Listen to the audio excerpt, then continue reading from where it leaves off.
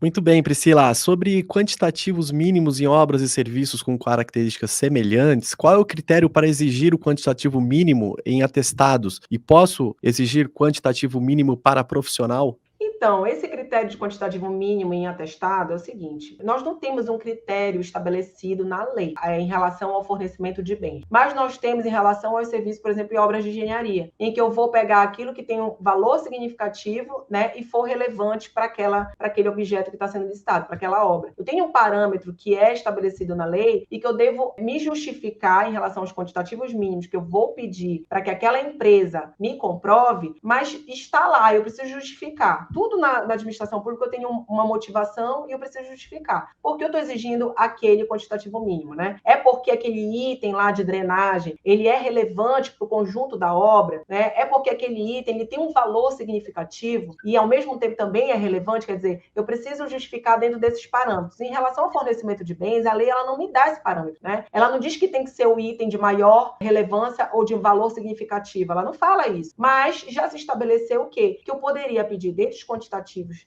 até 50%. Já ficou pacificado na jurisprudência, veio na 14.133, a nova lei, ela já vem mais esmiuçada, porque a gente já vem com experiências anteriores, né, que o Tribunal de Contas já nos guiou nesse sentido. Então, para fornecimento de bens, nós temos um parâmetro jurisprudencial que diz até 50% tu poderias exigir. Em relação às outras atividades, aos outros serviços de engenharia que envolvem, né, no âmbito ali de obras e tudo mais, eu tenho esses dois critérios. Eu preciso estabelecer esses critérios em relação ao quantitativo que eu vou exigir. Tenho também em relação ao próprio tempo de atividade em relação àquelas licitações que são relativas à prestação de serviço, né, com dedicação exclusiva de mão de obra, que eu poderia pedir aqui. Eu tenho uma limitação da própria lei que fala, olha, não vais exigir nada, nenhum atestado, nenhuma experiência em relação a tempo, né, a época, porque aí você pode, ao local, que você pode restringir demais essa licitação. Então, nesses casos de empresas que são de terceirização de mão de obra, e eu acho que tem gente me assistindo aqui, pede dos 3 últimos anos